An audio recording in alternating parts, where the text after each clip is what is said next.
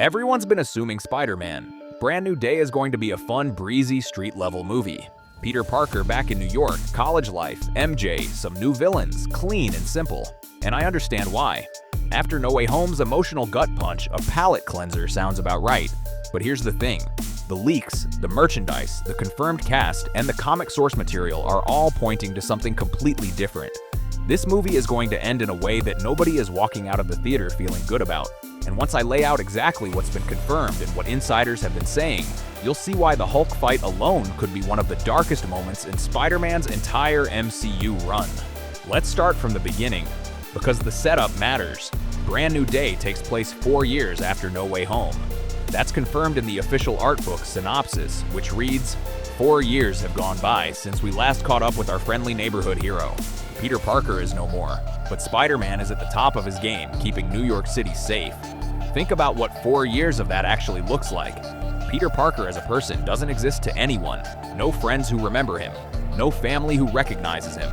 No institutional support. No Avengers safety net. No Tony Stark. No Happy Hogan. Just a kid in a mask swinging around a city that has no idea who he is, doing it anyway. That's not a fun premise. That's genuinely bleak. And director Destin Daniel Cretton has said openly that he wants Brand New Day to feel like a grounded, street-level film. Tom Holland himself called it at CinemaCon. A fresh start, a rebirth, something completely new. He said it felt to him like the first movie in the next chapter, but fresh starts in the MCU don't stay clean for long. Now here's where the setup gets complicated in a way nobody expected. The confirmed cast for this film is strange. You have John Bernthal as the Punisher, Frank Castle, a man who kills people for a living and has exactly zero interest in playing by Spider-Man's rules. You have Mark Ruffalo returning as Bruce Banner, whose last appearance was as the stabilized Smart Hulk helping rebuild during Endgame. You have Sadie Sink in a mystery role that multiple reliable insiders, including Jeff Snyder, who broke the story, and trusted Scooper Cryptic 4K Qual, who confirmed it just this week on February 26th, say as Jean Grey. And then you have Michael Mando back as Matt Gargan, the Scorpion, who has been sitting in prison since 2017's Homecoming with a grudge against Peter Parker specifically. On top of that, there's Marvin Jones III as Tombstone, Tremel Tillman in an undisclosed role, and reportedly Sacha Baron Cohen reprising Mephisto from Ironheart. That is not the cast of a breezy street-level adventure. That is the cast of a movie where things go very, very wrong. So let's talk about the Hulk, because this is where the theory gets dark fast. The Hulk fight in Brand New Day is the worst-kept secret in the MCU right now. Leaked LEGO set names, confirmed by Superhero Hype and multiple outlets 2 weeks ago, include a set literally titled Spider-Man vs. Hulk at the Office Building. No hedging, no ambiguity. Spider-Man and Hulk are fighting in an office building. That same report confirms the Hulk in this scene is not Smart Hulk. According to leaks from Daniel Richtman and corroborated by merchandise and concept art that began circulating in June 2025, Hulk reverts to a savage, uncontrolled form, and his skin reportedly turns gray. Not green, gray. That's not a random cosmetic choice. In the comics, Gray Hulk is Joe Fixit, a cunning, ruthless version of the character who operates without Banner's conscience.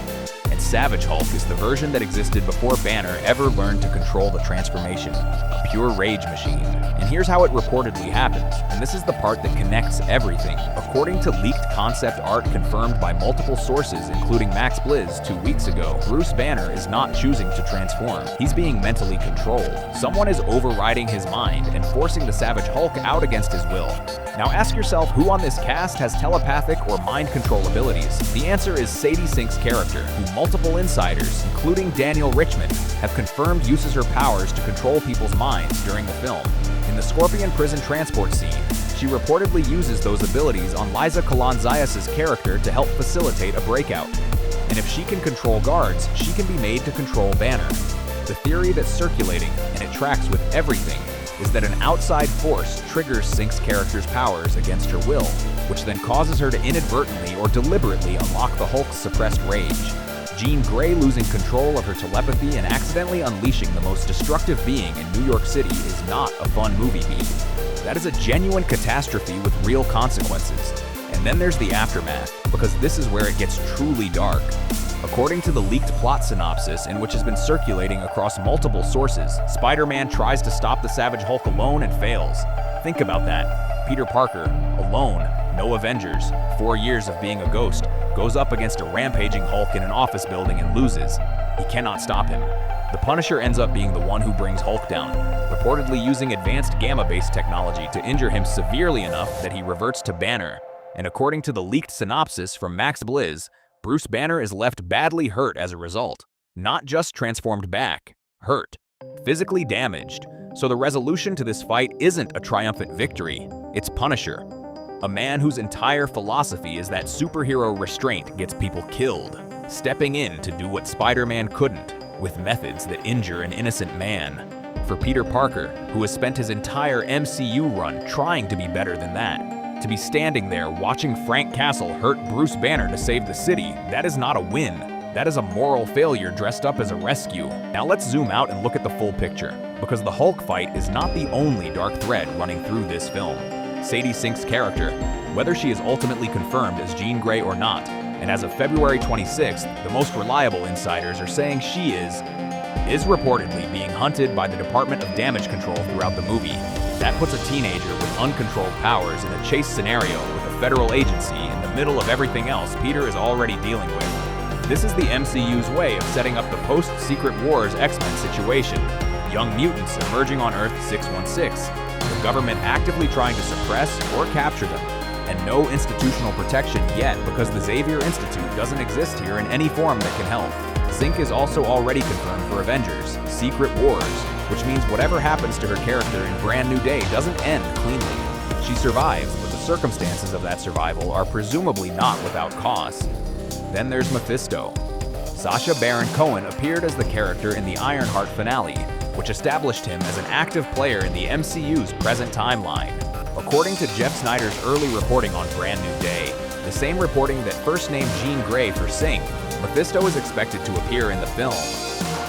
And if you know the comic source material, you know exactly why that's significant here. The Brand New Day comic storyline is the direct sequel to One More Day, the arc where Peter Parker makes a deal with Mephisto to save Aunt May's life at the cost of his marriage to MJ. The MCU version of that situation is different, but the parallel is intentional. Peter lost everyone at the end of No Way Home via a spell, not a deal. But Mephisto appearing in a film literally named after that aftermath is not a coincidence. If Mephisto is in Brand New Day, he is there to offer Peter something. And whatever he offers, the terms are going to be catastrophic. Now let's put all of this together and talk about what the ending actually looks like based on everything we know. The official synopsis says Peter Parker uncovers a web of mystery larger than he's ever faced before. That he must be prepared to face the repercussions of his past. That language, repercussions of his past, is doing a lot of work. It could mean Scorpion, who has been sitting in prison specifically wanting revenge on Spider-Man since 2017. It could mean the consequences of Strange's spell and the instability it created. Or it could mean Mephisto, who according to the comics is obsessed with Peter Parker precisely because of what a future version of his daughter would do. And if that's the direction they go, Brand New Day doesn't end with Peter winning. It ends with Peter making a choice, possibly the worst choice of his MCU life, under the weight of everything that has gone wrong around him. The Punisher beating the Hulk, Jean Grey being hunted by the government, Mephisto waiting in the wings with an offer, a Spider-Man who lost and had to be bailed out by a man who kills people. That is not the tone of a palate cleanser. That is the MCU actively setting up the darkest version of Peter Parker we have ever seen. Right before he walks into Avengers Doomsday, where the stakes are even higher. And here's the thing about that timing. Brand New Day releases July 31st, 2026. Doomsday releases December 18th, 2026. Whatever emotional state Peter is in at the end of Brand New Day is the emotional state he carries into that film. If he's broken, if he's compromised, if he's made a deal he shouldn't have, that is the Spider-Man showing up to fight Doom. And that, honestly, is the most interesting version of this story. Not Peter Parker triumphant and ready, Peter Parker damaged and still showing up anyway. So here's what I want to know from you. If Mephisto does offer Peter a deal at the end of Brand New Day, do you think he takes it? Because based on everything this movie is setting up, I'm genuinely not sure Peter says no. Drop your answer below. And if you want to see me break down every confirmed plot detail for Avengers, Doomsday, and how Brand New Day feeds directly into it, subscribe because that breakdown is coming next week and it's going to change how you're thinking about the whole multiverse saga endgame.